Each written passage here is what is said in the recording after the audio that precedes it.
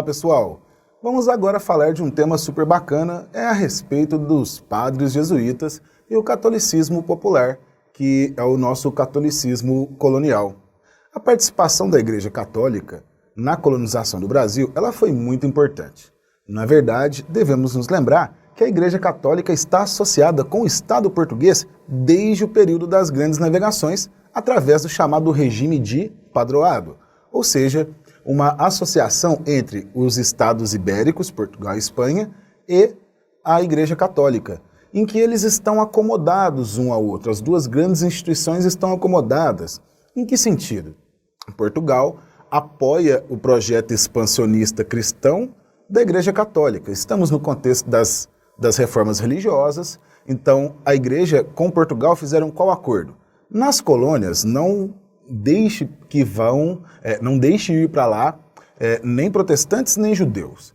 E o Estado português fazia essa fiscalização, não permitia a vinda de outras religiões e colaborava com o projeto de expansão, facilitando a criação de missões, de outras ordens religiosas, em geral, que tinha aqui no Brasil. A principal era a jesuítica, não era somente, mas destacadamente, ao se falar de catolicismo colonial, nós temos que discutir os padres jesuítas. Então, olha só, eles participaram desde o início da expansão, ou seja, essa associação, ela vem antes da chegada do português no Brasil. Quando o português chega, faz parte já do projeto colonial a expansão do cristianismo.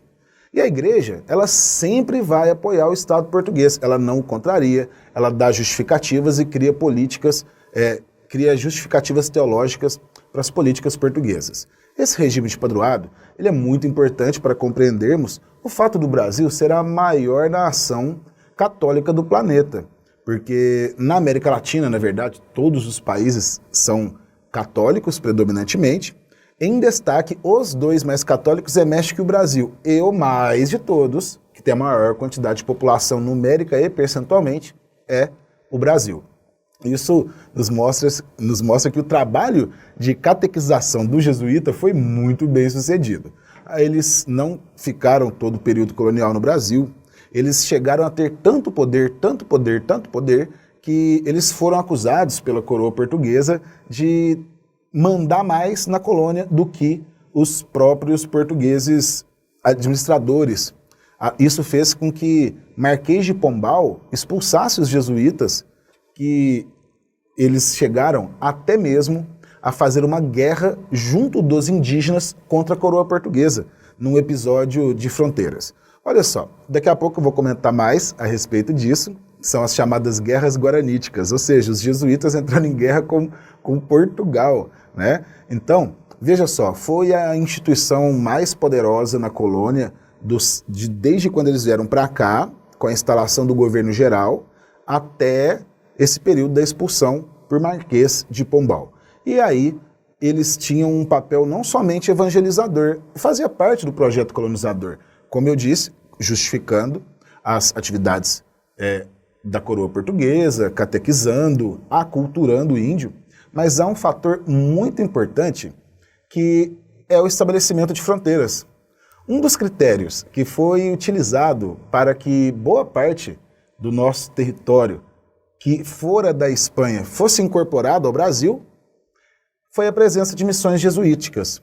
Porque como eles foram um fator fundamental para a interiorização da colonização portuguesa na região amazônica e na região sul do Brasil, um dos critérios estabelecidos pelo Ut Possidetis, que é o direito de uso, tem a posse quem tem o direito de uso, né?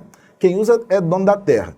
E quem que está lá? Padre jesuíta. Ah, essa terra é da Espanha. Não, mas os jesuítas portugueses estão ali, então a terra é de Portugal. Então, a delimitação de fronteiras foi um papel muito importante das missões jesuíticas. E lembrando, a quantidade de pessoas no Brasil a serem evangelizadas era muito grande. Os jesuítas focaram no indígena.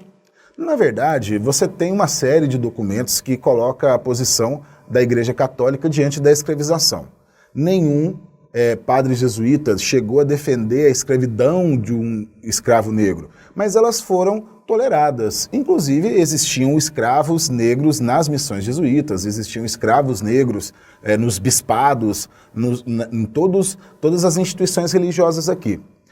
Uma das explicações que nós podemos dar é que, diante da circunstância, eles tiveram que fazer uma opção. Portugal ia escravizar um grupo, ou iria escravizar o indígena, ou iria escravizar o africano ou qualquer outro grupo social. Mas aí, diante da dificuldade de fazer Portugal abandonar a ideia de escravidão, sabiam que isso não seria possível, eles apoiaram falaram, beleza, o indígena não.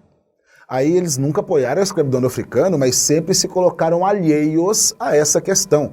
Até porque tem aquela ideia de que o africano, devido a várias desnaturalizações, desumanizações, aí justificando que eles eram bárbaros, bestiais, malvados, cruéis, aí eles, não, tudo bem, então escraviza, só que catequiza, se batiza e torna ele cristão. Só assim é possível aceitar a escravidão do africano. Agora, a escravidão do indígena, zero, nunca.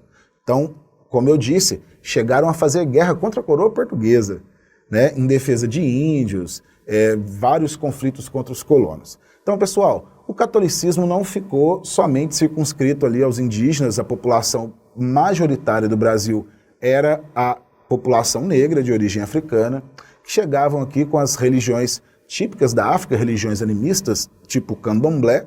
O candomblé brasileiro, ele é estudado por vários antropólogos africanos, que ele permaneceu intacto, diferente do candomblé africano que passou por várias transformações.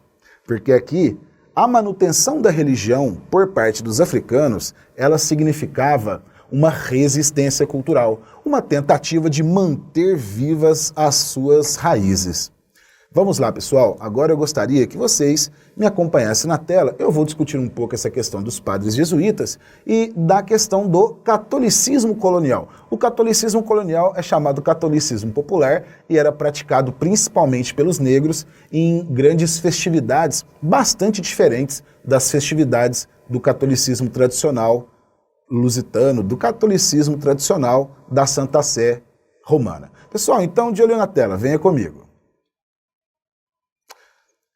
Os jesuítas, eles tiveram então, como sabemos, uma presença marcante no nosso território, que sempre esteve dentro dos planos de expansão do cristianismo. Olha só, essa daqui é uma pintura do século XIX, claro, do romantismo, que vai demonstrar a primeira missa no Brasil, a visão do autor sobre a primeira missa. Então você pode perceber que esta imagem, nós podemos falar que ela tem um caráter eurocêntrico.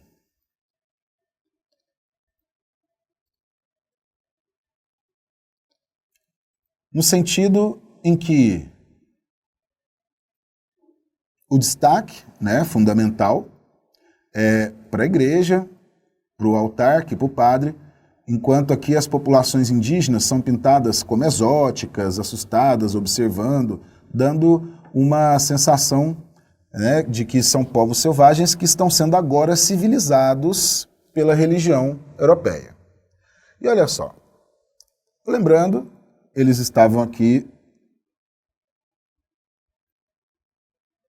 e a igreja estava associada pelo regime de padroado.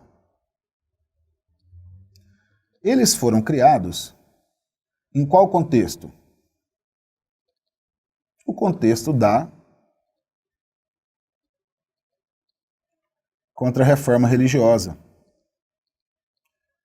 que foi naquela grande reunião da igreja, Concílio de Trento. Então, quais eram as principais funções dos jesuítas?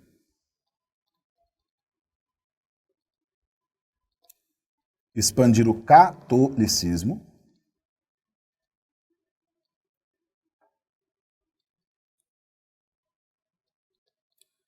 através da evangelização dos indígenas.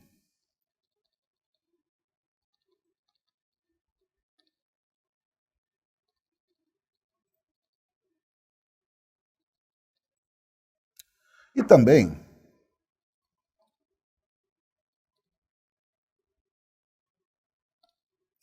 impedir as heresias. No caso, o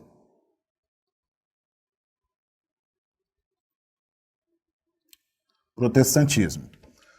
Os padres jesuítas, eles, claro, não eram os responsáveis para combater protestantes, mas eles eram a ponte, né, entre Portugal, para denunciar possíveis heresias, para combater possíveis heresias, e no caso seriam protestantes ou quaisquer outras religiões. Por exemplo, o judaísmo. O judaísmo não é heresia. Ele era proibido no Brasil colônia, e o judeu é considerado infiel. Quando os padres jesuítas vêm para o Brasil, eles têm treinamento militar. Olha só, na Contra-Reforma, no Concílio de Trento, é que eles criaram a ordem jesuítica, chamada Companhia de Jesus. Eram chamados também de soldados de batina.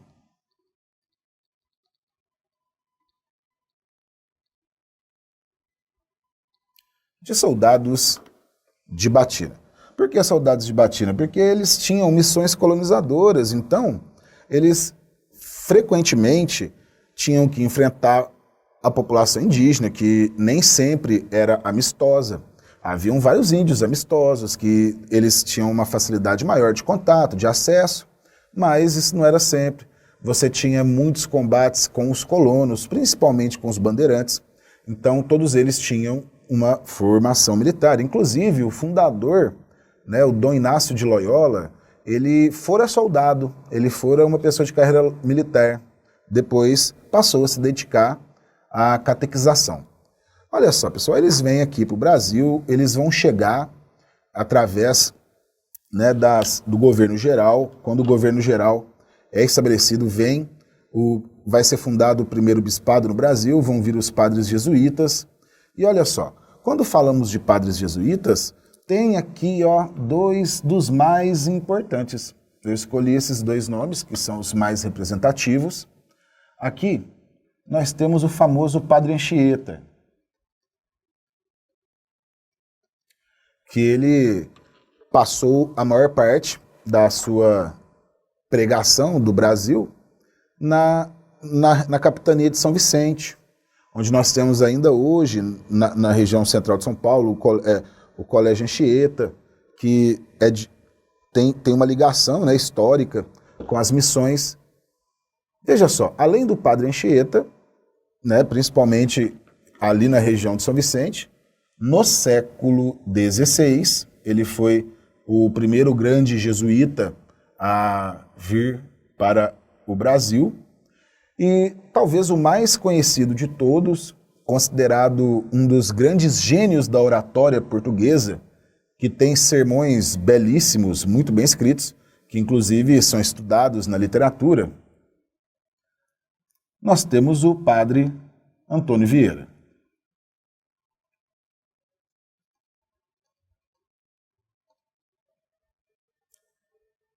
Tanto um quanto o outro vieram para fundar missões. O Antônio Vieira, ele passou a maior parte da sua vida na Bahia. Veja só. Eles ocuparam vastos lugares. E nesses lugares é onde eles fundavam as missões jesuíticas. E era dentro dessas missões ou colégios jesuíticas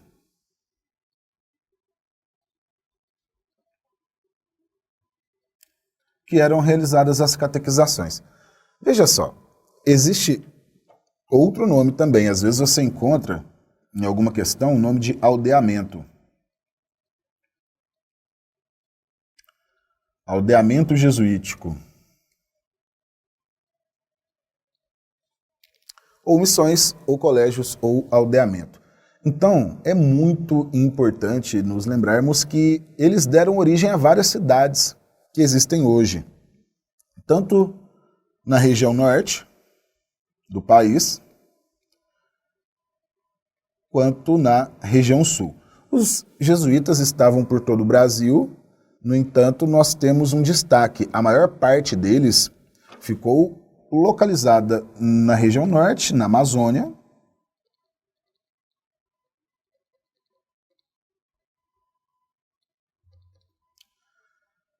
e muitos jesuítas na região sul. Agora, a região sul foi uma região de muitos conflitos. Por quê?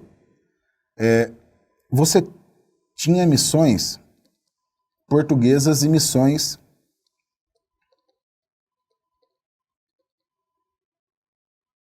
espanholas. Essas missões espanholas, elas ficavam onde hoje é o sul do Rio Grande do Sul e a região do Uruguai. Eram missões que pertenceram à Espanha, território que era área de litígio, ficou para Portugal, voltou para a Espanha, voltou para Portugal. Um território chamado de Sete Povos, que eram os 7 povos das missões jesuíticas. Existiam 7 missões jesuíticas ali no sul. Então, vamos focar aqui nas nossas missões amazônicas. As principais missões, né, claro, elas são dentro do território brasileiro, mas é muito importante destacarmos essas daqui, porque era uma das mais importantes áreas de colonização, e daqui a pouco eu vou comentar que foi uma região de muita disputa. Mais uma vez, né? Aprofundar um pouquinho. Olha aí. Lá na Amazônia, os indígenas não foram escravizados, lembre-se, jesuítas não escravizaram indígenas, mas punham para trabalhar. Como assim? Punham para trabalhar? Os indígenas, eles eram os responsáveis por poder coletar as drogas do sertão.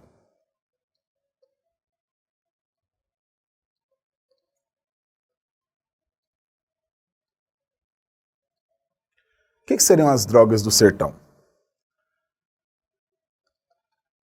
Por exemplo, ervas medicinais,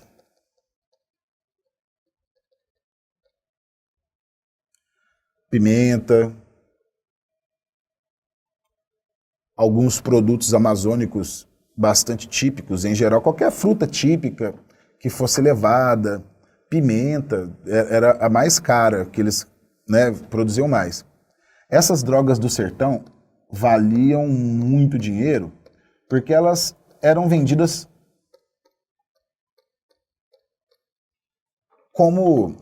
né, mas elas vendiam assim, elas estavam na mesma categoria de produtos como as especiarias asiáticas, o cravo, a canela, o marfim, que são esses produtos das especiarias asiáticas, né, eram também consideradas especiarias na Europa. Então, as drogas do sertão eram coletadas pelos indígenas não por escravidão, não é escravidão.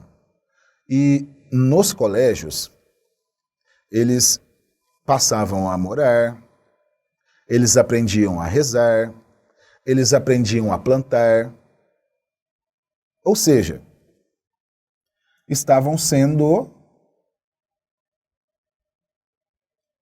evangelizados, mas não só evangelizados na fé católica, estavam sendo aculturados.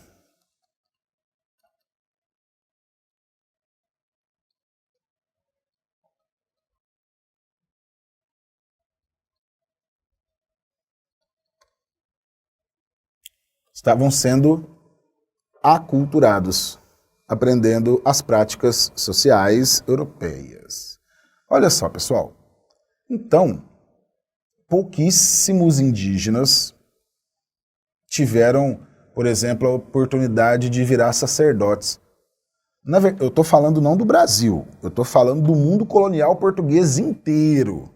Você tinha uma questão de que eles achavam que todos os habitantes da África, da Ásia, do Brasil, eles eram inferiores. Então, como eles eram inferiores, eles não poderiam ser clérigos, mas alguns podiam ser, por exemplo, auxiliares do padre. Assim, eles eram considerados algum tipo de um leigo bastante envolvido na igreja, mas eles não podiam ter papéis religiosos, não poderiam ser padres. Eles eram também importantes, em que sentido? Eles não podiam ser padres, mas eles viravam assessores, ajudavam a traduzir as línguas, ajudavam a fazer as confissões. Como assim? Tem livros fantásticos que falam das confissões indígenas e dos batismos indígenas. Então, olha só, as confissões, os padres jesuítas faziam assim. Eles estudavam profundamente a língua dos indígenas. Quando aprendiam a língua, eles escreviam um livro de perguntas e respostas em português e tupi-guarani para poder estimular, para poder entrar em contato e fazer o indígena confessar. Então, aí faziam perguntas, claro, com a perspectiva, né, religiosa do europeu. Aí fazia pergunta assim, por exemplo, você traiu a sua esposa? Aí transfere isso para o latim, para o tupi-guarani, e aí é uma baita confusão, porque você está, por exemplo, partindo de uma ideia de casal, de família, como tem na Europa. Aí você passa a falar que aquela organização que eles vivem é pecado, eles nem sabem o que é casamento, eles nem sabem o que é essa percepção de marido e mulher que eles têm na Europa. Mas era assim que era feito. Eles faziam então uma série de perguntas, que eram os catecismos, né? E o nome do livro. Aí eles traduziam e iam fazendo essa... E sempre tinha ali um indígena que auxiliava no processo. Agora, olha para você que interessante. Haviam vários batismos. Assim como se batizavam os africanos que chegavam no Brasil para que salvasse suas almas, para que justificasse a escravidão, os indígenas eram também batizados. Só que é interessante percebermos que os indígenas têm um texto muito bacana de um historiador carioca, Ronaldo Vanfas, que ele comenta a recepção dos indígenas não era aberta, eles não chegaram assim, por favor, né? Então nos evangelize, e aceitavam. Eles estabeleciam um contato bacana ali, pacífico com os portugueses, muitos deles participavam das missões, aprendiam a rezar, mas nem todo indígena vivia na missão, tinha um indígena que ficava, né, na tribo, livre, e aí esses indígenas, quando eram batizados, esse historiador ele identificou um ritual indígena de desbatismo. Ou seja, eles tinham uma resistência contra a aculturação. Aí eles participavam dos rituais, tal qual eram feitos, comportados, só que quando voltavam para a sua tribo, eles se reuniam e falavam, Nossa Senhora, vamos desfazer. E aí eles faziam o ritual do desbatismo. Então, por exemplo, se o padre fazia o movimento assim, eles invertiam, né?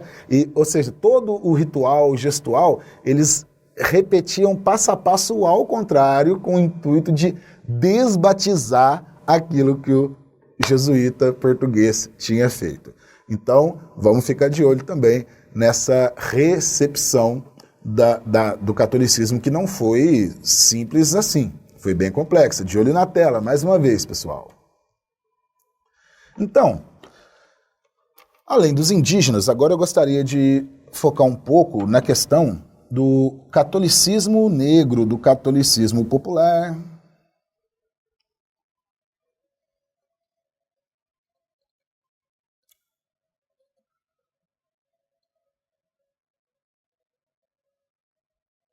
Ou simplesmente catolicismo colonial.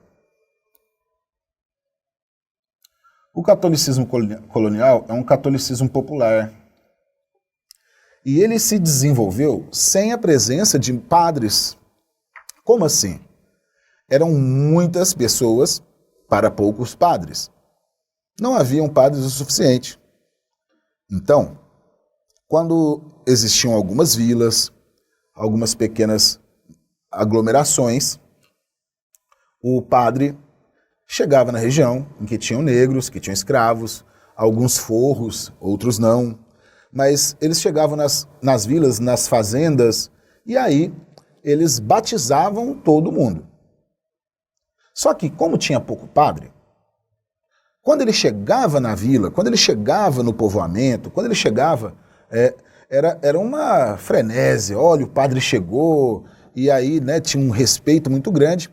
E aí ele fazia tudo, ele dava uma geral, ele batizava todo mundo, casava todo mundo dentro dos rituais católicos, dava a unção dos enfermos para quem estivesse doente, já em estado, né, bastante avançado, e ensinava as orações para alguns, né, africanos, para alguns moradores ali da fazenda, da vila, e ia adiante, seguia sua viagem. O padre continuava a peregrinar e ia para outro ponto. Aí é onde o nosso catolicismo ele vai adquirir os nossos próprios contornos, que é o nosso catolicismo popular. Pensa nisso que eu falei. Aí o padre chegava numa comunidade, batizava todo mundo, casava todo mundo, dava unção a todo mundo, pegava ali os principais líderes, ensinava a eles as principais orações, os principais dias santos, o calendário e como que deveriam comemorar. Aí você pode perceber que o catolicismo, em boa parte, ele era sustentado por pessoas que tinham muita fé, indubitavelmente.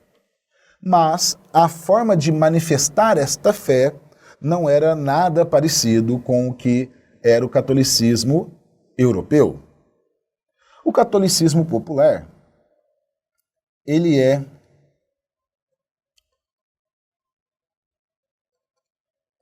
fundamentalmente sincrético. O que é sincrético? Misturado. Sincretismo é fusão de culturas. Então o catolicismo popular brasileiro ele é sincrético, com elementos europeus e elementos africanos. Olha só, pessoal, como que eram essas festas coloniais? Era assim, muito diferente do que muitos podem imaginar. Era um catolicismo muito rígido? Depende. Não é parecido com o que se considera um catolicismo rígido hoje. Porque esse catolicismo rígido seria o catolicismo no modelo romano, que é o catolicismo tradicional, o catolicismo da Santa Sé Romana. O catolicismo popular aqui, ele se misturou. Opa, olha o elemento europeu-português. São cristãos, passam a comemorar Natal, passam a comemorar Quaresma, passam a comemorar todas as datas religiosas dos santos. Então, sabia-se que naquela data, por exemplo, você tinha que rezar, que você tinha que, então, fazer uma homenagem àquele santo. Pois bem, hoje é dia, por exemplo, de São Benedito.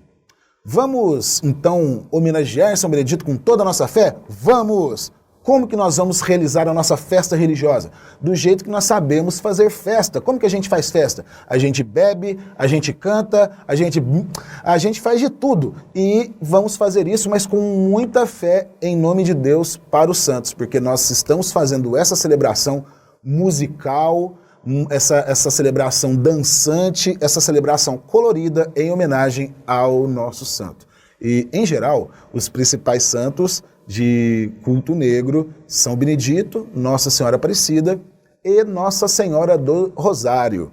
Você que tem na sua cidade uma igreja com o nome de Nossa Senhora do Rosário, provavelmente ou ela foi construída por negros, escravos, ou ela foi um exvoto de um grande fazendeiro para os escravos. O que é o exvoto? É uma oferenda.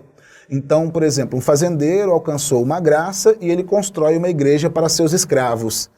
E aí coloca o nome de Nossa Senhora do Rosário, porque o nome dessas igrejas, elas acompanhavam o nome das confrarias. Olha só, o catolicismo colonial português, ele era organizado principalmente em confrarias. O que são confrarias? São organizações religiosas de leigos, né? Então, era assim que se fazia, com leigos, com confrarias, com festa, com canto, com dança.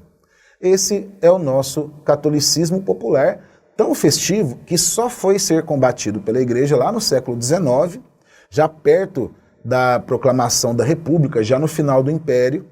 Foi ainda durante o Império, mas já perto da proclamação da República, que começou o combate da Igreja Católica às práticas do catolicismo popular. E o que nós herdamos dessa época? Várias festas que existem ao redor do país hoje, como várias procissões, como várias cavalgadas, né? Você tem as cavalhadas, que são sempre celebrações santas da época do tropeirismo, você tem a folia de reis, você tem a congada e você tem várias manifestações dançantes locais que hoje são chamadas manifestações folclóricas. A antropologia prefere utilizar o termo cultura popular, mas hoje o que é chamado cultura popular, o folclore, até o final da nossa colônia, até o final do Império, eram práticas sociais tradicionais da população negra. De olho na tela, pessoal. Então, nosso principal traço, catolicismo sincrético. Muita música, muita festa, muita cor. E aqui os santos de devoção. Olha aqui, por exemplo, temos São Benedito. São Benedito, ele era o santo adorado, né? Assim como a Nossa Senhora do Rosário, que eu fiquei de falar o nome completo, né? Como é que chamavam as igrejas? Igreja de Nossa Senhora do Rosário dos Homens Pobres Pretos. Então toda a igreja do Rosário surgiu de alguma confraria que era a de Nossa Senhora dos Rosários dos Homens Pobres Pretos. Então, gente, vamos ficar de olho nisso. Isso é um tema muito bacana para questões. Toda questão que explora o aspecto cultural, isso daqui é um tema quentíssimo. Agora, dá uma olhadinha aqui nessas imagens para podermos encerrar nossa aula fazendo a localização de alguns territórios que foram mais povoados, né, povoados intensamente pelos portugueses, pelos jesuítas. Olha só, gente. A região amazônica, ela ficou para o Brasil, ela ficou para Portugal, principalmente pelo que nós podemos observar aqui, a presença portuguesa, através de... Olha só, gente, esse daqui é um mapinha muito bacana de uma questão que caiu na segunda fase da FUVEST, que pediu para identificar a ocupação amazônica. E aí a ocupação amazônica, tema sempre de destaque em todos os exames, olha só, te deu essa legendinha e falou, identifique os fatores que estão aí. Olha só, o que poderíamos afirmar que são esses pontinhos aqui? Aqui, normalmente, são fortificações portuguesas. Ou seja, são fortes militares. Fortes militares. Ou seja,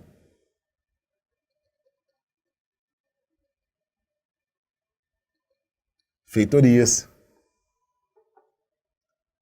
E aqui, todo esse tracejadinho, você pode ver que foram bem no interior da Amazônia, até a região do Rio Madeira. Por exemplo, os jesuítas que garantiram que a navegação do Rio Madeira fosse de exclusividade de Portugal. Por quê? Toda essa linha pontilhada é cheia de missões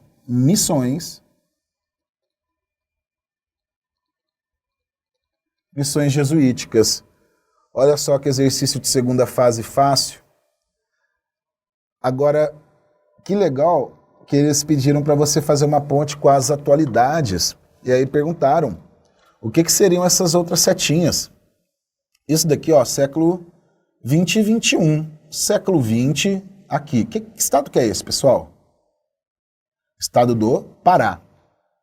O que será que tem de exploração aqui no Pará? Exploração mineral. O maior projeto de exploração mineral do mundo, que se tira muito ferro, muito manganês. É o projeto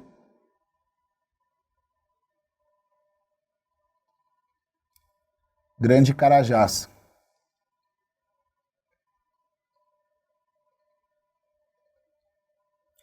O projeto Grande Carajás é a maior reserva de hematita, ou seja, minério de ferro de alto teor do planeta. E essa outra setinha aqui, que indica a ocupação amazônica no século XX? O que será, o que será, o que será? É o que nós chamamos de frentes pioneiras da agricultura.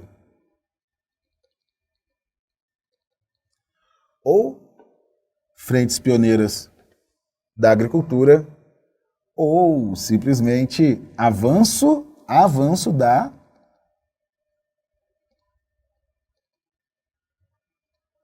fronteira agrícola. Olha que legal o mapinha dessa questão, que faz aí uma ponte, um intertexto entre a ocupação da Amazônia no período colonial com a ocupação amazônica nos dias de hoje, que é um território que ainda precisa ser devidamente ocupado, né, pelo território brasileiro, povoado. Lá nós temos o projeto CIVAM, de vigilância via satélite. Olha aí, pessoal, aqui nós temos uma missão jesuítica. Olha só, essa missão jesuítica, ela ficava na região sul do Brasil. Essa daí, olha só, faz parte desse conjunto aqui que nós chamamos de 7 povos das missões. Esta imagem que você está vendo aí são as ruínas da missão de São Miguel. Olha só, pessoal, essa região aqui do Rio Grande do Sul, ela foi uma área de litígio.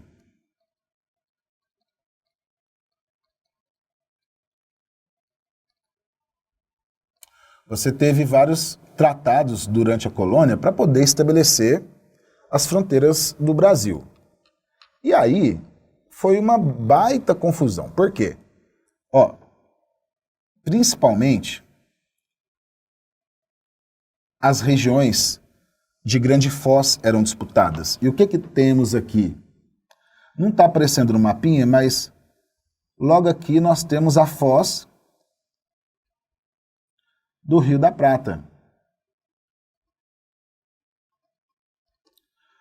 Aqui, onde era a Foz do Rio da Prata, a Foz Norte é o Uruguai, né? Era onde ficava uma colônia espanhola chamada de Sacramento.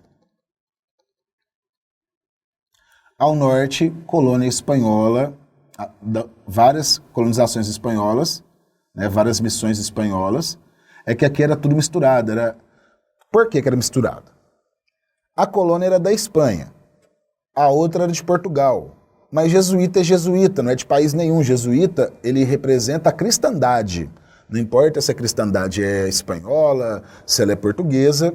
Então, os jesuítas aqui do Sul, eles não estavam muito preocupados com a questão da nacionalidade de... Depende. Olha só, esses 7 povos não eram as únicas missões, tinham outras presenças jesuíticas, é que essas são as principais. Inicialmente, né, elas eram as áreas de litígio porque foram de Espanha. Aí, no começo do século XVIII, eles fizeram um tratado chamado Tratado de Utrecht. Para mais informações sobre a formação de tratados e das fronteiras brasileiras, nós temos uma aula só desse tema que você vai acompanhar, vai ler seu PDF. Mas olha só, aqui é só para você sintetizar e enquadrar no contexto os jesuítas. No século XVIII, num tratado chamado de Utrecht, isso tudo aqui foi parar para Portugal. Quando foi para Portugal, as missões que existiam aqui, que era de maioria espanhola, tinha padre português também, mas a maioria era espanhola, eles não aceitaram. E aí começou a ter um conflito dessas missões que passaram a ser de Portugal, que eles não queriam o domínio português. Depois vai ter um outro tratado, que é chamado de Tratado de Madrid. O Tratado de Madrid, que é o mais importante de todos, assinado em 1750 pelo Marquês de Pombal, que ele delimitou as fronteiras atuais do Brasil. Aí, o que aconteceu? No Tratado de Madrid, nós ficamos com a região sul e com a região de Sacramento. Só que a Espanha não aceitou. Passou um tempinho, eles fizeram outro acordo chamado Tratado de Santo Ildefonso. Aí esse território que era de Portugal passou para a mão da Espanha. Só que aí continuou o conflito e aí teve um outro acordo chamado de Badajoz. O acordo de Badajoz, eles partiram o prejuízo. Antes estava assim, 7 povos e Sacramento vai para Portugal. Não, 7 povos e Sacramento vai para Espanha. Não, 7 povos e Sacramento vai para Portugal. Não, 7 povos e Sacramento vai para Espanha. Aí o Tratado de Badajoz, o último, eles racharam o prejuízo. Como? Sacramento fica para a Espanha fica com a Foz do Rio da Prata e os 7 povos ficam para Portugal. E o que delimitou? Nesse período tinha um monte de jesuíta português e, assim, algumas missões espanholas, aí nesse período que ficou em Portugal, aí vai aumentando o número de jesuítas portugueses. E aí vai ser usado como argumento, temos padres portugueses ocupando esse território, então é nosso. Lembrando que as fronteiras, elas tiveram aí como método para saber quem vai ficar com o quê, a presença de igrejas. Por exemplo, a maioria dos padres que ocupam essa missão são quem? E aí era discutido. Lembrando que nas missões você tinha tanto espanhóis quanto padres portugueses. Pessoal, é isso aí. Vamos fechar por aqui. Tá? É um tema da mais grande importância, sempre está presente em todos os tipos de prova, todos os tipos de concurso, porque são muito importantes para explicar a formação do nosso território e a formação da nossa cultura, das nossas práticas sociais. Por exemplo, a ideia desse catolicismo popular, da cultura popular, que é sempre presente em prova. Por exemplo, várias dessas manifestações da cultura popular, que é católica, colonial, com influência negra, hoje são tombadas como patrimônio histórico e material. Temos um órgão federal, que é o IPHAN, Instituto Nacional do Patrimônio, Instituto Patrimônio Artístico Nacional, que ele escolhe algumas manifestações típicas e tomba enquanto patrimônio. Então, pessoal, é isso aí. Um grande abraço, bons estudos e foco no sucesso!